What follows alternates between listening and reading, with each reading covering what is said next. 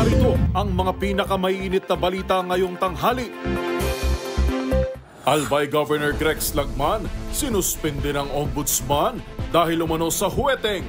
Mga opisyal ni VP Sara, napipintong ipaaresto dahil sa hindi pagsipot sa pagdinig ng kamera.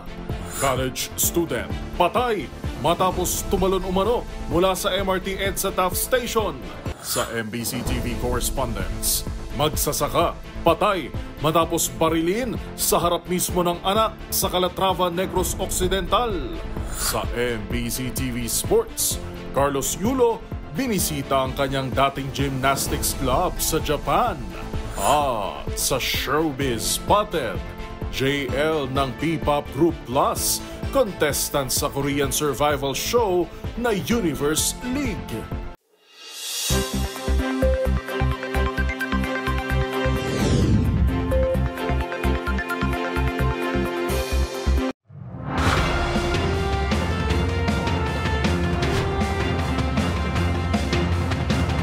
Bawat balita, makabuluhan. Bawat kwento, makapangyarihan. Boses ng Pilipino para sa Pilipino. Live mula sa MBC TV Studio. MBC TV Network News.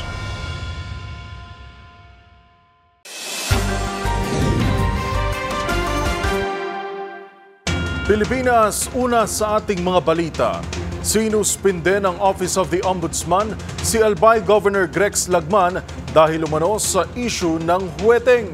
Depensa ni Lagman, walang legal basis ang preventive suspension na ito kaya lalaban siya at umaasa na makakamit din niya ang hustisya. Ang buong detalye sa ulat ni Jackie Resho. Sinuspinde ng Office of the Ombudsman si Albay Governor Greg Slagman dahil umano sa huweteng. Sa kanyang Facebook post, inanunsyo ni Lagman na natanggap na niya ang preventive suspension order mula sa Ombudsman ngayong araw.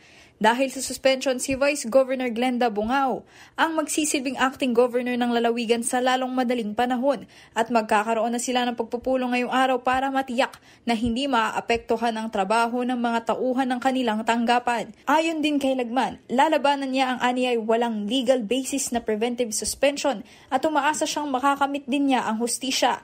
Bagamat hindi nabanggit ng gobernador sa kanyang Facebook post ang dahilan ng pagsuspindi sa kanya, matatandaan na isang Alwin Nimo ay naghain ng kaso laban kay Lagman sa Ombudsman dahil sa pagtanggap nito ng higit 8 milyong payola mula sa huweteng noong Pebrero ngayong taon. Ayon kay Nimo, mula 2019 hanggang 2022 ay binigyan umano niya ng 60,000 pesos na payola kada linggo. Si Lagman na noon ay vice-gobernador pa lamang ng lalawigan. Para sa MBC TV Network News, ito si Jackie Resho. Una sa Pilipinas, una sa Pilipino.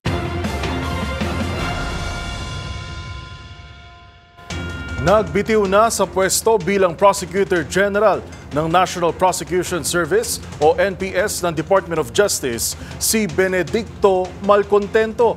Ayon kay Justice Secretary Boying Remulla, nagsubiti na ng irrevocable resignation kay Pangulong Bongbong Marcos si Malcontento noong Miyerkules matapos ang 5 taong serbisyo.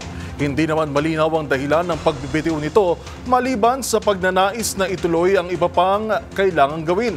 Samantala, nagpasalamat naman si Malcontento sa kanyang pagsisilbi sa NPS-DOJ.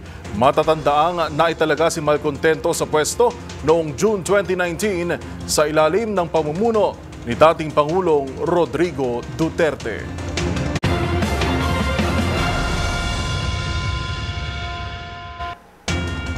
Napipinto ng ipaaresto ang mga opisyal ni Vice President Sara Duterte sa hindi pagharap sa investigasyon kaugnay ng umano'y mga anomalya sa paggamit ng pondo ng DepEd. Kasunod ito ng pag-aproba ng House Committee on Good Government and Public Accountability sa mosyón na isabina ang 6 na opisyal. Narito ang report ni Milky Rigunan.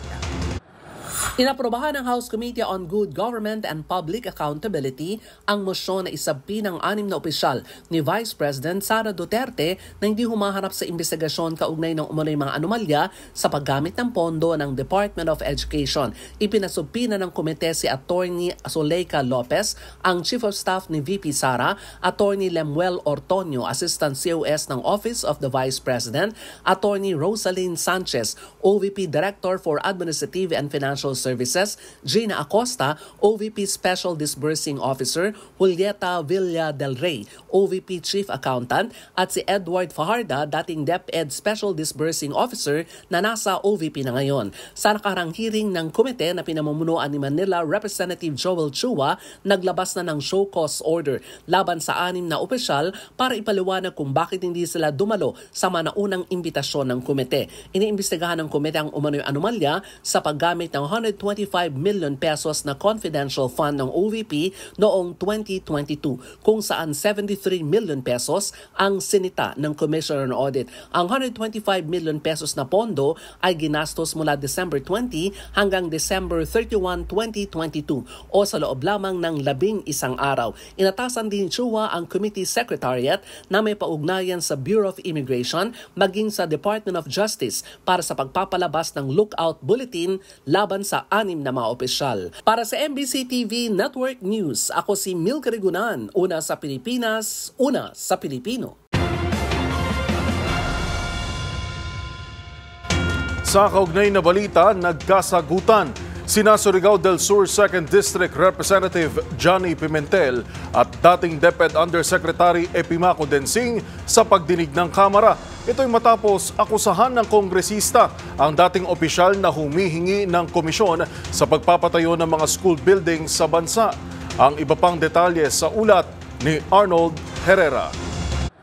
Well, first of all, it's a blatant lie asking for commission. And that's the very reason I'm process-oriented. Sasabihin mo, Mr. Chair, process-oriented po ako, Mr. ang mga Chair. congressmen, gusto mo mag-executive session tayo, ipapakita ko sa iyo mga congressmen. Sige, wala akong nakausap. Yung sa Manila nyo, I was never with the architect Texon. Order, please. 1 minute suspension is declared by the chair. Naging tensyonado ang paghaharap ni Surigao del Sur 2nd District Representative Johnny Pimentel at ex-DepEd Undersecretary Epimaco Densing matapos akusahan ng kongresista ang dating opisyal na humihingi ng komisyon sa pagpapatayo ng mga school building sa bansa.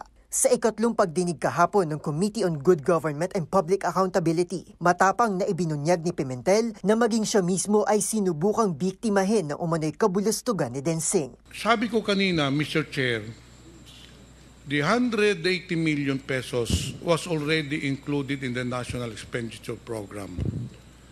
But upon bidding, it was recalled.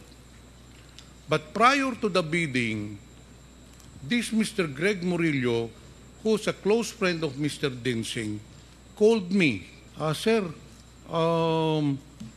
pwede daw muna, mag-usap daw muna kayo ni Mr. Densing. Bilang dating Undersecretary ng DepEd, hawak ni Densing ang desisyon sa kung saan mapupunta ang mga pondo sa pagpapatayo ng mga school building sa bansa. Sa pagdinig, inilahad ni Pimentel na maraming kongresista na sa Maynila ang anyay nilapitan nito na parabang nag-aalok lang ng isda. Iginiit din ito na hindi nag-resign sa kagawaran si Densing at sa halip ay tinanggal ito dahil sa mga anomalya sa ilalim ng kanyang panunungkulan. Pagbibintang pa nito, hinarang din daw ni Densing ang 34 million pesos na pondo para sa Bislig Central Elementary School sa kanyang probinsya. Ayon sa impormasyong ibinunyag di umano sa kanya ng isang opisyal mula mismo sa DepEd. Magkalaban ang dalawa sa pagkagobernador ng Surigao del Sur sa darating na halalan. Para sa MBC TV Network News, ito si Arnold Herrera. Una sa Pilipinas, una sa Pilipino.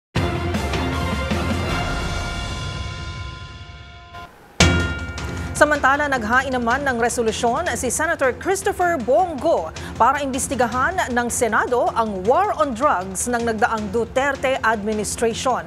Minungkahi ng senador na ang Senate Committee on Public Order and Dangerous Drugs ni Senator Ronald Bato de la Rosa ang manguna dito.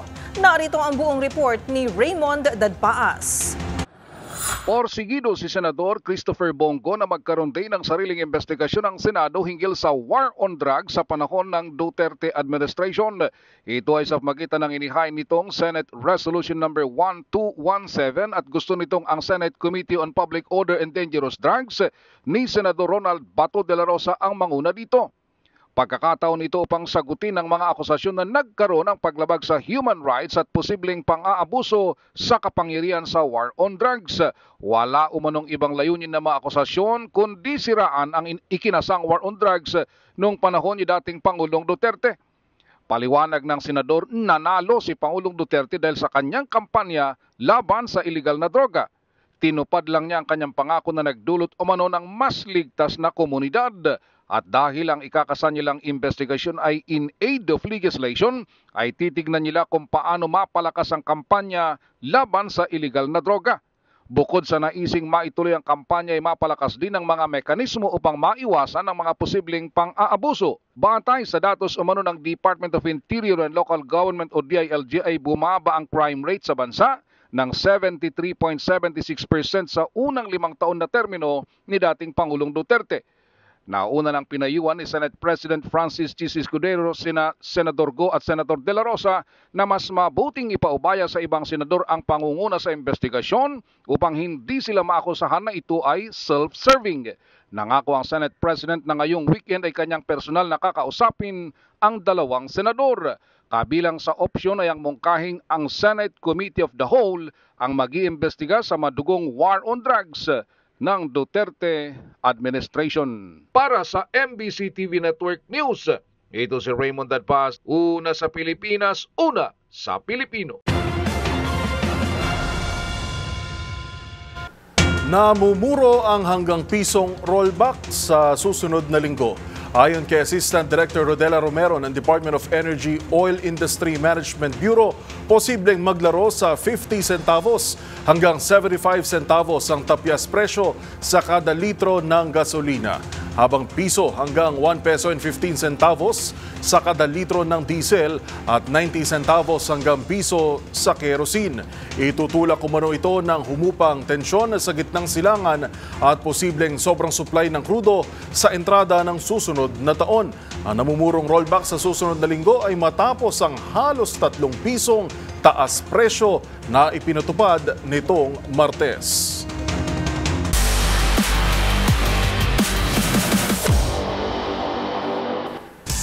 Sa mundo ng gymnastics, balik Japan si Filipino Olympic gold medalist Carlos Yulo upang magpasalamat sa mga tumulong sa kanyang maabot ang kanyang pangarap. At kabilang na nga riyan ang pagbisita nito sa kanyang dating club sa Tokyo. Ang mga detalye tutukan sa report ni Mili Borja. Bumisita si double Olympic gold medalist Carlos Yulo sa kanyang dating club sa Japan. Sa kanyang muling pagbabalik sa bansa, pinuntahan ni Yulo ang Tokushukai Gymnastics Club sa Tokyo, kung saan siya dating nagtitraining. Nakasama rin ito ang kapwa gold medalist mula naman sa Japan na sina Shinosuke Oka at Takaaki Sugino, na ayon sa Pinoy Pride ay kanyang great friends at great motivators. Nagsimula si Yulo ng pagsasanay sa Japan sa ilalim ng mentorship ng Japanese coach na si Monehiro Kogeyama at sa suporta ng Japan Gymnastics Association at ng Japan Olympic Committee. Magugunita ngayong Oktubre lang ay kinilala ng Japan Embassy ang naging tagumpay ni Yulo sa 2024 Paris Olympics at sinabing pangalawang tahanan nito ang naturang bansa. Para sa MBC TV Network News, ito si Mili Borja, una sa Pilipinas, una sa Pilipino.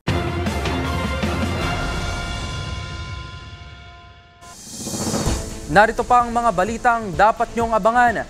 Kiboloy mananatili muna sa Camp Crame matapos tablahin ng korte ang hirit na hospital arrest.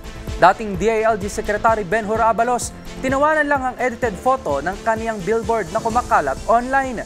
Sa MBC TV Sports, Falcons AP Bren, tinalo ang Blacklist. Fanatic Onic, na-sweep ang Aurora sa upper bracket semifinals. At sa The Better News, iPhone 16 midnight salubong countdown ng Home Credit PH at Digimap, dinagsa. Worth it, sigaw ng #1 sa pila. Lahat ng yan sa pagbabalik ng MBC TV Network News.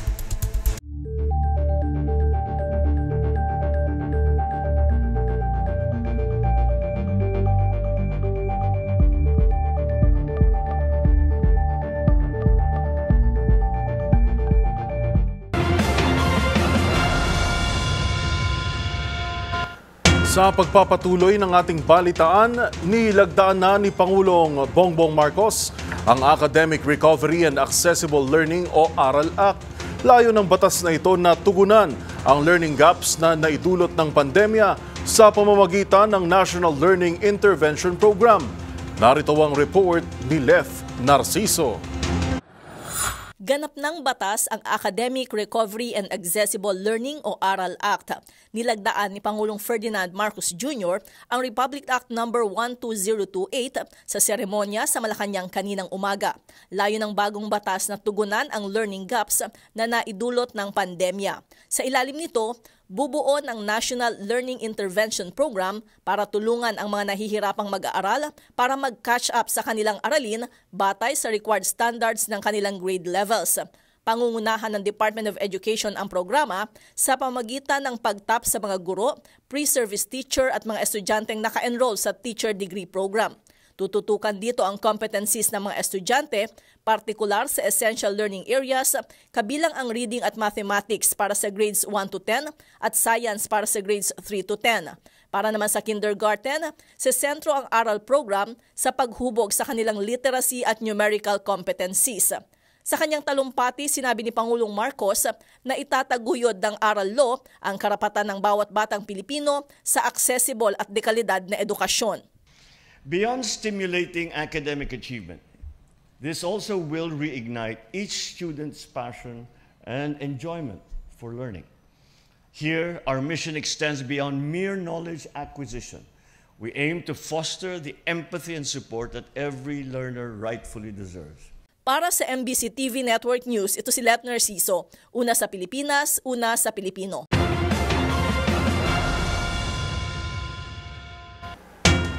Dapat munang pag-aralan ng Land Transportation Office ang roadworthiness ng mga light electric vehicle bago ito gamitin sa kalsada. Ayon kay LTO Chief Assistant Secretary Vigor Mendoza II, may mga balita kasi tungkol sa pag-pull out ng mga nasabing sasakyan sa ibang bansa na planong suriin ng ahensya. Ang iba pang detalye sa ulat ni Kyle Bulyas. Pag-aaralan muna ng Land Transportation Office ang roadworthiness o ang pagiging ligtas gamitin sa kalsada ng mga light electric vehicle. Ito anya ang rason kung bakit nila sinuspinde ang registration para sa mga electric vehicle, dahilan para payagan muli ang mga ito na dumaan sa ilang mga pangunahing lansangan sa Metro Manila. Sa programang 2x2, sinabi ni LTO Chief Assistant Secretary Vigor Mendoza II na may mga natanggap silang balita tungkol sa pag-pull out ng mga nasabing sasakyan sa ibang bansa. Dahil dito, susuriin anya muna ng kanilang ahensya kung ano ang naging dahilan sa pag-aalis ng mga naturang sasakyan. Paliwanag pa ni Mendoza, kailangan ding mayroong nakatakdang standard para masabing ligtas sa kalsada ang isang light electric vehicle.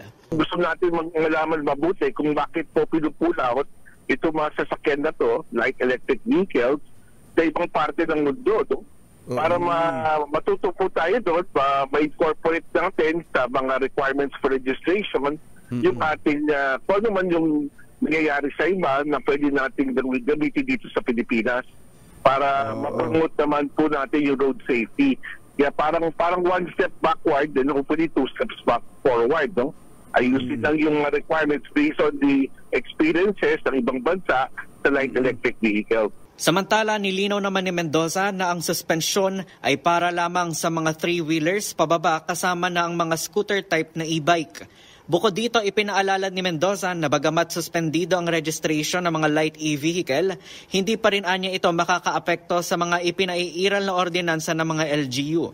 Ibig sabihin, kung ipinagbabawal sa isang lungsod o munisipalidad ang pagdaan ng mga e-bike sa isang kalsada, patuloy itong ipatutupad sa lugar sa kabila ng suspensyon ng LTO.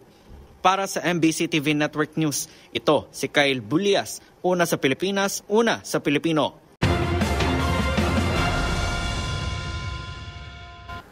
Mananatili muna sa Camp Crame ang religious leader na si Apollo Quiboloy matapos tablahin ng korte ang hirit ng kanyang kampo para ma-house arrest o hospital arrest ang pastor dahil sa umano'y kalagayang pangkalusugan.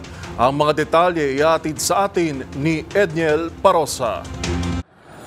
Wala pang utos ang korte sa Pasig City para ituloy ang paglipat kay Pastor Apollo Quiboloy sa City Jail mula sa PNP Custodial Center. Ito ay matapos tablahin ng Pasig RTC Branch 159 ang hirap ng kampo ng religious leader para ma-house o hospital arrest dahil sa umano'y kalagayang pangkalusugan nito. Kinumpirma sa DZRH ni Attorney Israeli Tutorion, abogado ni Quiboloy, na mananatili sa Campo Crame ang kanyang kliyente. Sa hiwalay namang mensahe, sinabi rin ni BJMP spokesperson, Jail Superintendent Jelix Bustinera, na wala silang natanggap na order para ilipat sa Pasig City Jail ang religious leader. Nauna nang dinala sa naturang piitan ng ibang kapwa-akusado ni Quiboloy sa non-bailable na kaso bago humirip ng hospital arrest ang Kingdom of Jesus Christ founder, kaya nabalang ang kanyang transfer. Sabi ni Torion, maaari namang dalhin si Quiboloy sa PNP General Hospital kung kinakailangan nilang ilabas sa custodial center dahil sa kanyang hindi na idinetaling medical condition batay sa abiso ng korte.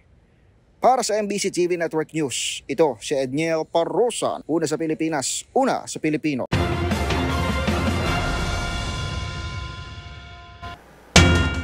Ginawang katatawanan ang billboard ni dating DILG Secretary Ben-Hur Abalos Jr. na inedit ng isang netizen at nagkaroon ng ibang kahulugan. Gayunpaman, tinawanan lamang ito ng dating kalihim at sinabing meme-approved raw pala ang kanyang billboard na makikita ngayon sa iba't ibang bahagi ng Metro Manila. Narito ang buong detalye sa report ni Tina Nolasco. Natawa na lamang si dating DILG Secretary Ben-Hur Abalos Jr. sa naging reaksyon ng mga netizens sa pagkaka-edit sa kanyang billboard. Sa social media post ni Abalos, sinabi nitong meme-approved pala ito matapos gawing katatawanan ng mga malilikot na utak na netizens. Nakalagay kasi sa naturang billboard ang mga salitang kalaban ng kriminal Ben-Hur Abalos, kung saan hindi masyadong malaki ang pagkakalagay sa preposition o pang-ukol na salitang nang. Tanong tuloy ng mga netizens, sino ba ang graphic artist ng dating kalihim at bakit nilitan ang nang? Dahil dito, naging kalaban kriminal Ben-Hur Abalos tuloy ang pagkabasa nila. Ilang larawan naman ang billboard ang inedit at ginawa ng iba't ibang salita tulad na lamang ng kalaban at kriminal Ben-Hur Abalos, gwapo at kakakilig Ben-Hur Abalos, kalaban at kriminal kulong kay Abalos, ikaw talaga Ben-Hur Abalos, kalaban at kriminal todas kay Abalos. Maging si dating National Security Advisor Clarita Carlos ay napapost na rin ang larawan ng nasabing billboard at umapela sa graphic artist itong lakihan ang preposition na nang. Hindi naman pinalagpas ng Cybercrime Investigation and Coordinating Center o CICC ang ginawang pag-edit sa orihinal na billboard ni Abalos sa social media at iniimbestigahan na ito. Sa pahayag ng CICC, tinawag nitong cheap fakes ang kumakalat na edited photo sa social media at posibleng kumaharap sa kasong paglabag sa COMELEC Resolution 11064 ang nasa likod ng pagpapakalat nito. Nagpaalala naman si Abalos sa publiko na maging alerto palagi at labanan ng misinformation at fake news. Para sa MBC TV Network News, ito si Tina Nolasco, una sa Pilipinas, una sa Pilipino.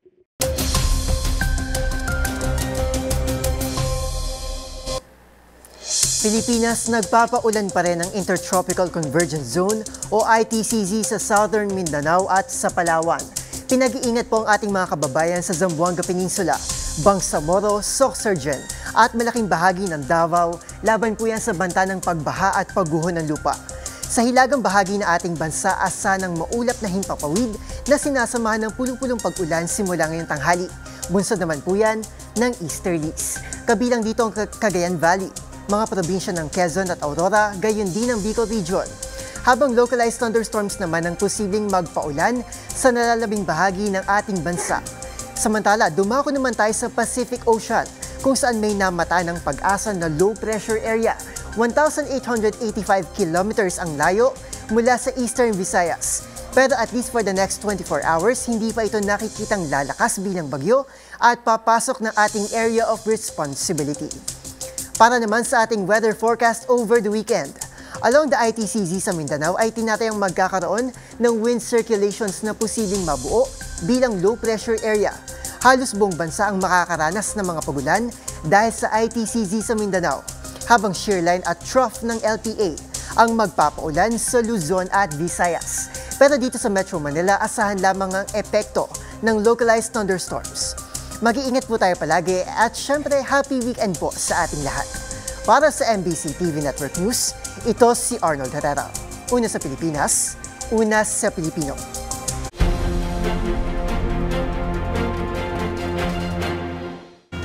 Patay ang isang 19 anyos na college student matapos umanong tumalon mula sa MRT EDSA Taft Station sa Pasay City. Kasalukuyan namang sinusubukan ng mga pulis na makontak ang pamilya nito. Ang mga detalye ihahatid sa atin live ni Giselle Ricafort. Giselle. Dead on the spot ang isang 19 anyos na babae matapos umanong tumalon mula sa MRT EDSA Taft Station sa lungsod ng Pasay. Ayon sa mga nakapanayam nating saksi at investigador for 30 kaninang madaling araw, nang umakyat umano ang dalaga sa railings ng MRT at saka tumalon. Sinasabing may problema sa pamilyang first year na kolehiyala na residente ng Parañaque City.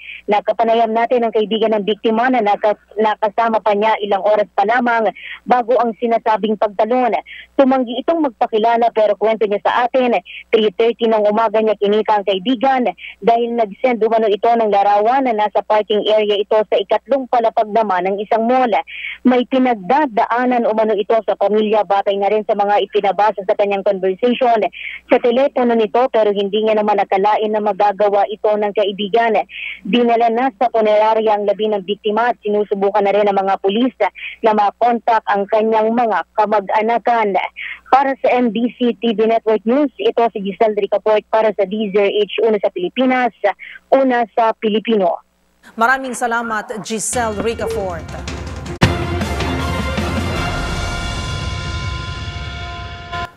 Inaasahan naman ang pagsisikip sa daloy ng trapiko sa bahagi ng Espanya Boulevard sa Maynila simula ngayong araw hanggang sa Lunes, October 21. Bahagyang isasara ang westbound portion ng Espanya Boulevard upang bigyan daan ang concrete pavement restoration na gagawin ng DPWH NCR. Ayon sa DPWH, asahan ng mabagal na daloy ng trapiko sa apektadong lugar dahil sa pagsasara ng outermost lane para sa restoration works ng isang telco company. Pakiusap pa ng ahensya sa mga motorista na maganap ng alternatibong ruta sa loob ng 4 na araw.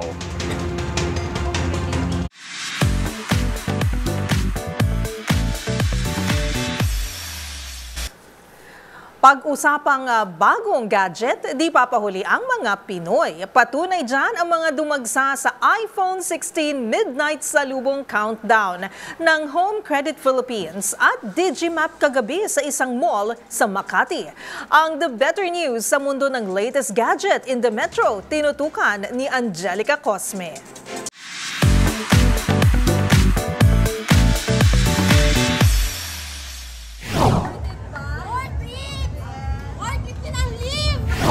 Yan ang sigaw ng unang nakabili ng kalalabas lang na iPhone 16 sa One Ayala branch ng Digimap. Tila di alintana ang oras, gising na gising ang marami at nakiisa sa Midnight Salubong Countdown.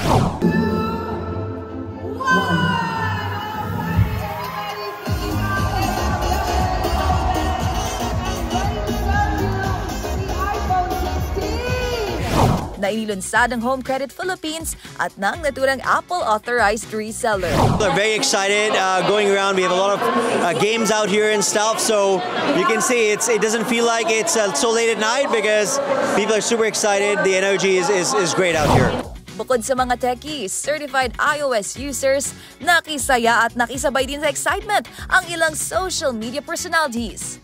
Special guest naman ang celebrity couple na sina Julian San Jose at River Cruz, aktres na si Kylie Padilla, at Miss Universe Philippines 2024 Chelsea Manalo na #LadyInRed. Sa booth nga ng Home Credit, ibinida ang kanilang best deals para gawing accessible sa mga Pinoy ang latest gadget in the Metro. For a long time, people have felt iPhones are expensive and they're only for the people with a lot of money, but we're changing that landscape.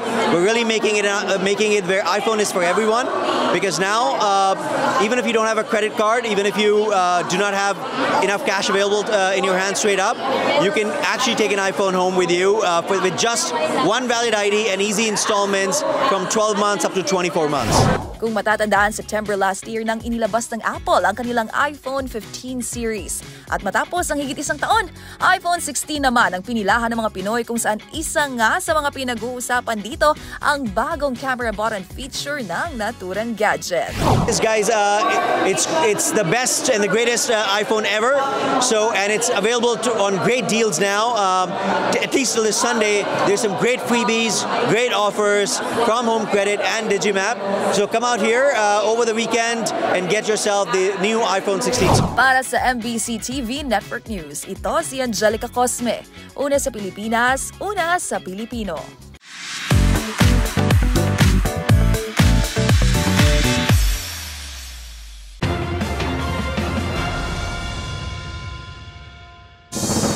Narito pa ang mga balitang dapat niyong abangan. PBBM ininspeksyon ng ilang infra project sa Sorsogon City.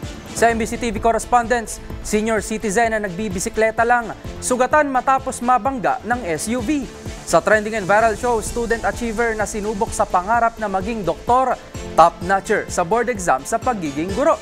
Sa MBC TV Sports, Falcons AP Bren tinalo ang blacklist. Fanatic Onic na sweep ang Aurora sa upper bracket semifinals. At sa Showbiz Spotted, JL ng P-pop group na Plus, contestant sa isang Korean survival show na Universe League. Lahat ng yan sa pagbabalik ng MBC TV Network News.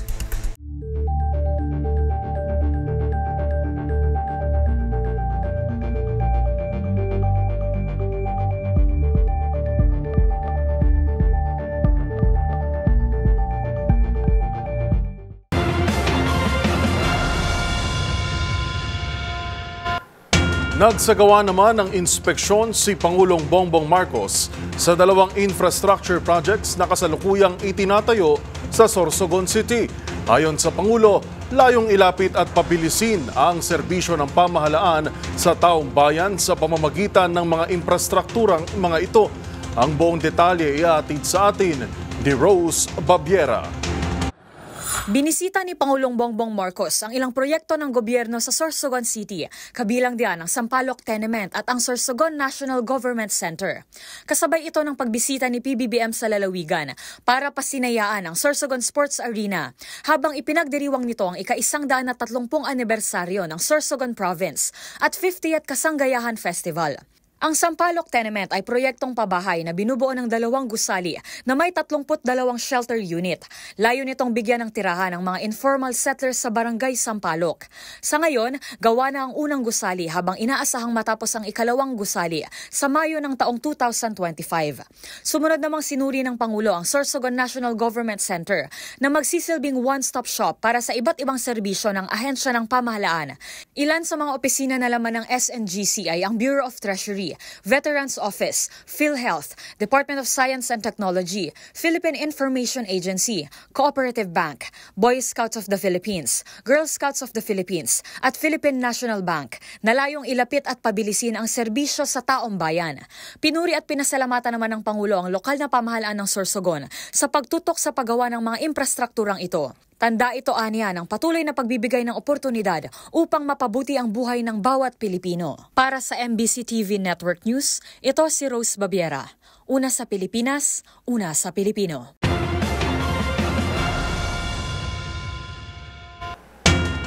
Kabilang sa plataporma ng Trabaho Party List ang mga pangunahing hiling ng mga Pilipino sa mga kandidato sa halalan na lumabas sa survey ng Pulse Asia. Kabilang dyan ang job creation, livelihood generation at financial literacy. Ang buong detalye nagbabalik si Edniel Parosa. Pangunahing hiling ng mga Pilipino sa mga kandidato sa halalan batay sa survey ang mapalakas ang job creation, livelihood generation at financial literacy, bagay na isinusulong ng Trabaho Party List bilang mga plataporma nito. Batay sa kinomisyong survey ng Strat-based group sa Pulse Asia nitong Setyembre, mayorya ng mga Pilipino o 57% ng taong bayan ang naniniwala na ang paglikha ng trabaho at hanap buhay ay ang pinakamahalagang isyong dapat isama ng mga kandidato sa darating na halalan. Pumangalawa sa naturang survey ang investment-led economic growth na pinili ng 44% ng survey respondents, kasunod ng pagpuksa sa korupsyon na may 41% na bilang. Ayon kay Attorney Michelle David Espiritu, tagapagsalita ng Trabaho Party List, lahat ng ito ay kabilang sa isinasulong na plataforma ng grupo upang mapalago di lamang ang trabaho at ekonomiya, pati na rin ang antas ng pamumuhay ng mga manggagawa. Nauna nang inihayag ng Trabaho Party List na masusi nitong tututukan ang mga solusyon sa tinatawag na most urgent national concerns, gaya na lamang ng pagkontrol ng inflation at pagdagdag ng hanap buhay.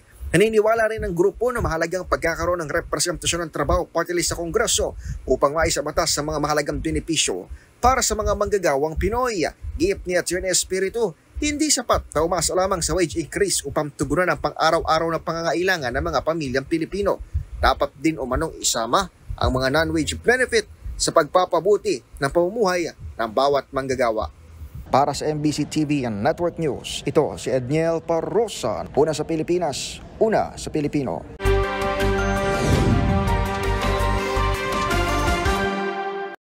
Patay naman ang isang magsasaka matapos pagbabarilin ng mga armadong lalaki sa harap mismo ng kanyang anak sa bayan ng Calatrava sa Negros Occidental. Yan at ang iba pang mga rumarapidong balita mula sa probinsya, hatid ng iba't ibang istasyon sa ilalim ng MBC Media Group. Pinagbabaril ang isang magsasaka ng maarmadong lalaki sa harap mismo ng kanyang anak sa Sitio Camao, Barangay Marcilo, Bayan ng Calatrava, Negros Occidental. Ayon kay Police Major Wilfredo Binuman, hepe ng Calatrava PNP, ang biktima kinilala na si Danny Brazona, 54 anyos, residente ng nasabing lugar. Dagdag pa ni Binuman, mula sa pagsundo ang biktima sa kanyang anak ng pagbabarili ng mga armadong lalaki, ang biktima na ikinasawi nito. Ang biktima nagkaroon ng maraming tama sa kanyang katawan, ikinamatay nito habang ginagamot sa Calatrava District Hospital. Para sa MBC TV Network News, ito si Rex Cantong, una sa Pilipinas, una sa Pilipino.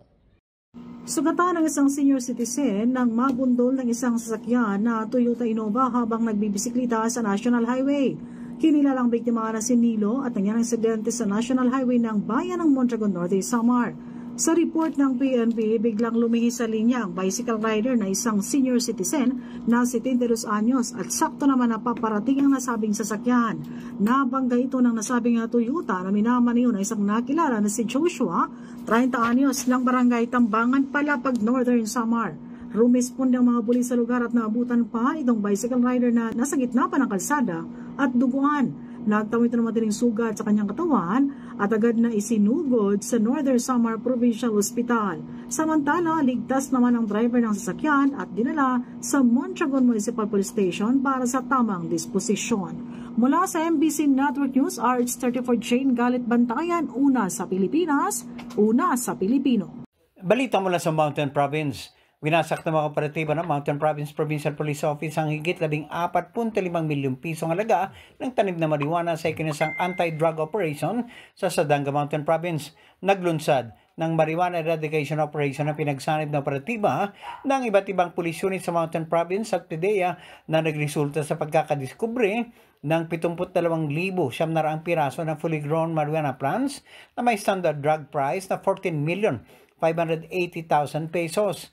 Lahat ng mga nadiskubreng tanim na marijuana ay binunot at sinunog ng mga operating troops sa mismong lugar ng operasyon. Kasalukuyan nagsasagawa ng investigasyon ang Cordillera PNP para matukoy ang iba pang marijuana plantation sites at mahuli ang mga individual na responsable sa pagtatanim ng ipinagbabawal na marijuana. Para sa MBC TV Network News, ito si RH41 Romy Gonzalez, una sa Pilipinas, una sa Pilipino.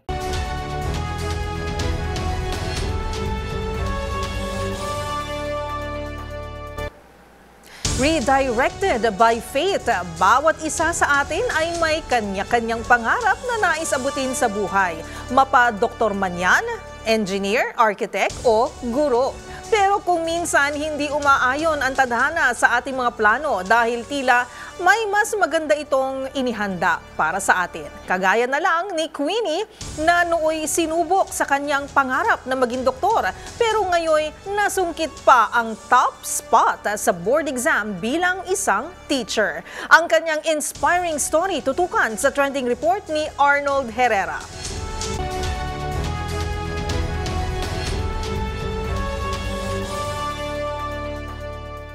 Kahit gaano pa kaganda ang plano natin para sa sarili natin, hindi ito garantiya na pagbibigyan ito ng tadhana.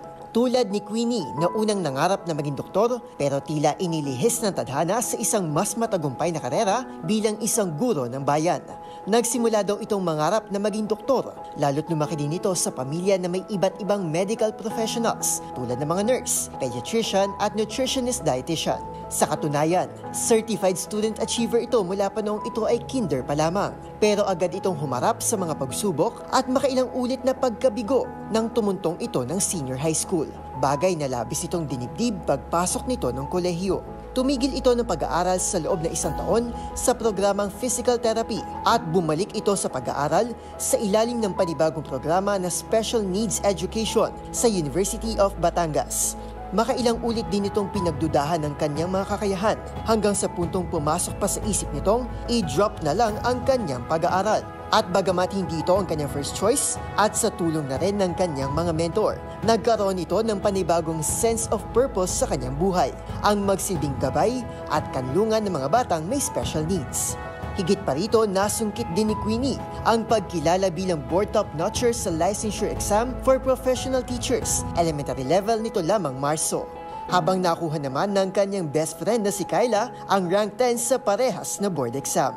Inialay naman ng dalaga ang kanyang tagumpay sa Filipino SPED community at sa lahat ng mga naging katuwang nito sa kanyang journey tungo sa pagiging isang ganap na guro.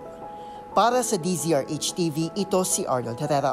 Una sa Pilipinas, una sa Pilipino.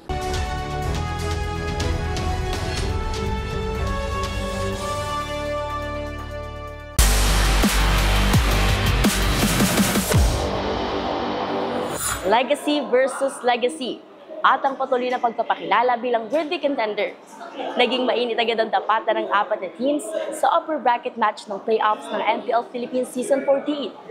Aabante na sa upper bracket finals ang Falcons AP Bren at Fanatic Onyx Philippines, habang magtatapat naman sa lower bracket ang Blacklist International at Aurora. Unti-unti nang nalalapit ang Falcons AP Bren sa panibagong MPL Philippines title at M-Series ticket, matapos masecure ang panalo sa upper bracket semifinals kontra Blacklist International kagabi. Scoreless ang F-Cup sa pagbubukas ng laro matapos ang explosive 16-0 opening victory ng Codebreakers. Bagamat naging back and forth ang laro ng team sa best of 5 series, nasecure pa rin ang F-Cup ang 3-2 victory matapos ang impressive Game 5 performance ni Michael Kyltesi Saison using his Suyu at Angelo Fiu Arcangel with his Shushin. Hinirang bilang match MVP si Kyltesi delivering 10 kills, 0 deaths, and 4 assists. Ako po sigurong ibubuga. May kailangan lang po kaming ayusin na mga errors na tsaka yung disiplina po namin nawawala minsan, kaya kailangan po namin ibalik yun. Dahil lang talaga kami ng ng sinong lulubog, sino yung unang mag-initiate. Tapos ayun, nagsimula yung initiate nila na yun, yung pumasok sila sa sa mid bush sa left side. Tapos ayun, dahil doon na-punish namin sila. Kaya nagkaroon kami ng momentum para i-take na yung lead. Samantala, pagdating sa match 2, pinatunayan ng Fanatic Onyx Philippines kung bakit ito ang kanilang maituturing na best series matapos masweep ang Aurora with 3-0 victory. Pinangunahan ni Boris Brusco Paro ang All-Star squad with his Tigreal 7 kills, 4 deaths, and 7 assists. I think it's probably the best series we've had full season long. I think eto na yung yung pinakainaabangan kasi namin . And as for yung ceiling na pinag-uusapan before, yung mga tinatanong nyo, nakita ko kanina na pataas talaga ng pataas . And hopefully, ganun pa rin. Kasi again, hindi pa tapos . Job's not done. Mamaya 3:00 ng hapon, magsisimulan ang bakbakan sa upper bracket finals at lower bracket ng MPL Philippines Season 14. Para sa MBC TV Network News, ito si Mili Borja, una sa Pilipinas, una sa Pilipino.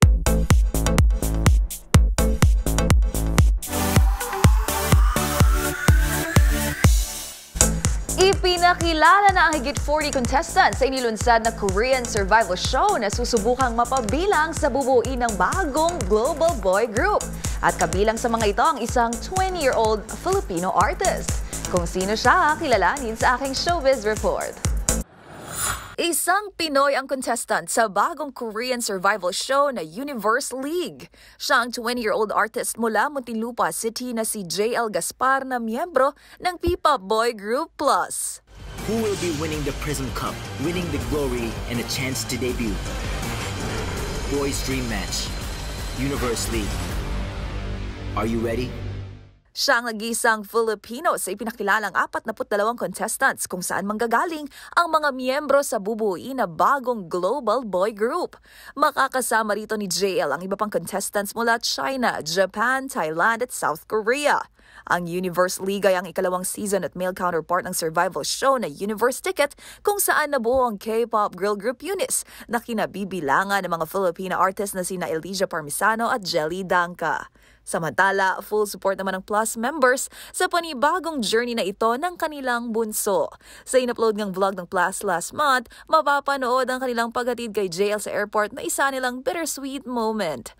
May 2023 na mag-debut si JL bilang bahagi ng P-pop group Plus. Mapapanood ang Universe League simula sa November 22. Para sa DZRH TV, ito po ang Showbiz Angel Angelica Cosme. Una sa Pilipinas, una sa Pilipino. Happy Friday! Balik sa inyo, Miss Karen and Buell.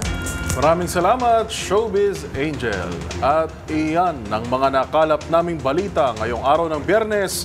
Meron na lamang po tayong 68 araw, 68 days bago ang Pasko. Ito po si Yuel Reyes. At ako naman po si Karen Ouyong. Magkita-kita tayong muli sa susunod na linggo. Sa Lunes po yan para sa mga balitang makabuluhan, mga kwentong makapangyarihan. Hatid pa rin ang boses ng Pilipino para sa Pilipino. Ito ang MBC TV Network News. Una sa Pilipinas, una sa Pilipino.